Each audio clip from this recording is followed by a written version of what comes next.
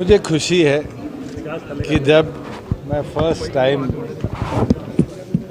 University के अंदर आया था ये 7 वाले ब्लॉक का इनॉग्रेशन करने, तो मैं वीसी साहब को एक निवेदन किया था कि कॉमन एक्टिविटीज़ के लिए एक ऐसा सेंटर बनाया जाए जहां खाने पीने से लेकर खेलना, कोई किसी का बर्थडे है इस तरह की एक्टिविटी हो, काउंसलिंग हो।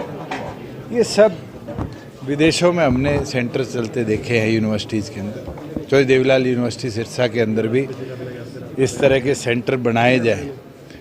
और मुझे खुशी है कि मैंने भी मेरी पेटी ग्रांट से पैसा दिया, अनूप जी से भी दिया, यूनिवर्सिटी ने भी लगाया और मिलकर एक ऐसा भव्य वन ऑफ इट्स काइंड मैं कहूँगा कि पूरे हरियाणा के अंदर मुझे अलग अलग यूनिवर्सिटीज़ में जाने का मौका मिला है।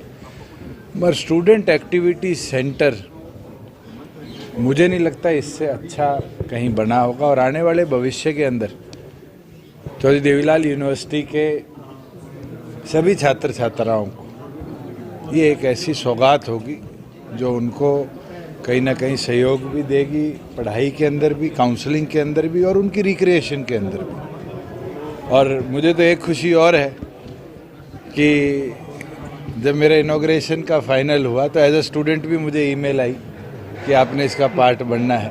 तो मैं तो एलुमनाई होके ऐसी चीज़ हमारे कैंपस में आती है, इससे बड़ा खुश हुआ हूँ। और मुझे लगता है कि सभी एलुमनाई जो हैं, जो स्टूडेंट्स हैं, उनके लिए एक बहुत अच्छी बात है कि चौधरी देवीलाल विश्वविद्यालय के अंदर इस तरह का स्टूडेंट एक्टिविटी सेंटर खोला गया। हिसार से बीजेपी सांसद भाजपा छोड़ चुके हैं और कांग्रेस ज्वाइन कर चुके हैं। तो पॉलिटिकल फैसले पॉलिटिकल आदमी कब ले वो तो उस पर निर्भर करता है।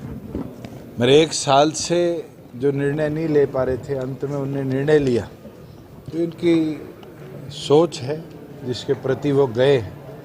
और भगवान उनकी सोच को मैं तो ये कहूँगा कि अपना आशीर्वाद दे कि उनने जो कदम उठाया है वो किस सोच के साथ उठाया है और क्या वो आगे करना चाहते हैं। हिसार छोड़ के भागेंगे, हिसार रुकेंगे, सोनीपत भागेंगे, ये तो समय बताएगा। कंडा निकल गया आपका? मेरा तो भैया आज तक कोई कंडा नहीं है, ना निकालने की सोच रखने वाला आदमी।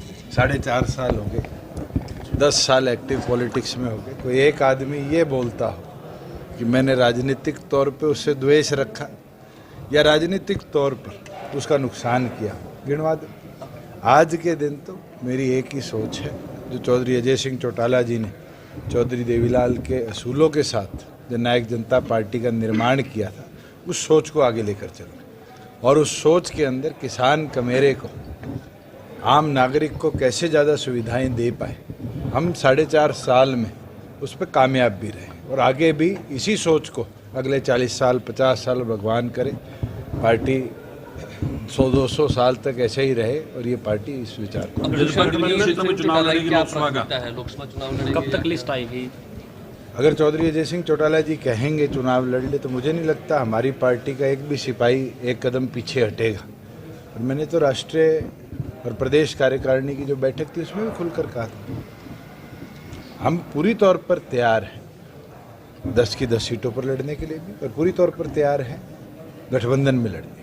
गठबंधन की 2 दौर की चर्चाएं हुई है, आज हमारी बैठक है, उसमें और विस्तार पे चर्चा होगी। और आगे भी जैसे गठबंधन की चर्चाएं फाइनल होती है, मुझे लगता है मेरे से पहले तो आप लोगों को इनपुट्स आ जाते हैं एनडीए के कि क्या होगा। एनडीए के पार्टनर हैं आप, क्या आपको लगता है कि लोकसभा चुनाव में भी गठबंधन हो सकता है? मैं तो आज भी मानता हूँ एनडीए का जिस तरह विस्तार हो रहा है, टीडीपी कल एनडीए में आई है और छोटे छोटे दल जैसे आरजेडी आया था, आरएलडी आया था, आज एनडीए का कुनबा बढ़ रहा है।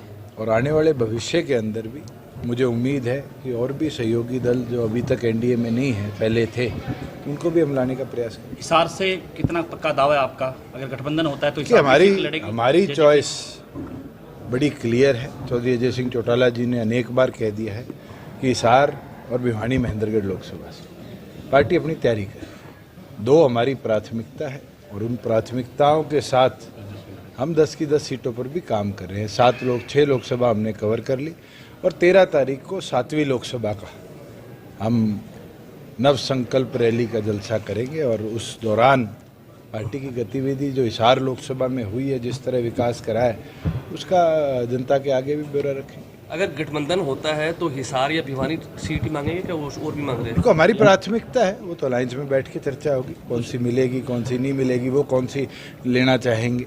भूषण, मेडिकल कॉलेज को लेकर के कई तरह की चीजें सामने आ रही हैं कि रद्द हो गया टेंडर, हालांकि मैंने आज सुबह ही अखबार में देखा है जी कि 4 अप्रैल 2024 तक 786 है मेरे ख्याल से, नंबर तो शायद 19-21 हो सकते हैं, 750 करोड़ से ज़्यादा की लागत में सिरसा का बाबा सिरसाई नाथ मेडिकल कॉलेज के निर्माण का टेंडर फ्लोट हो गया। कोई टेक्निकल दिक्कत आई होगी, इसीलिए रिवाइज करना पड़े। और क्योंकि ये हरियाणा सरकार ने बिल्डिंग नहीं बनानी, हमने पैसा हाइट्स को दे दिया है, जो HHL गवर्नमेंट ऑफ इंडिया की एक नवरत्न कंपनी है और सेंट्रल PSU है, वो इसको कंप्लीट करेगा।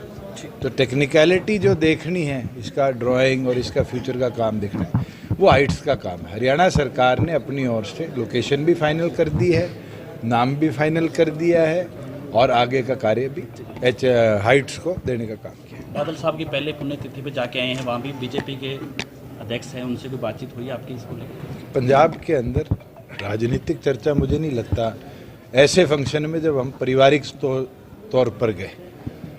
बादल साहब का देहांत हुआ, उस दिन भी मैं गया।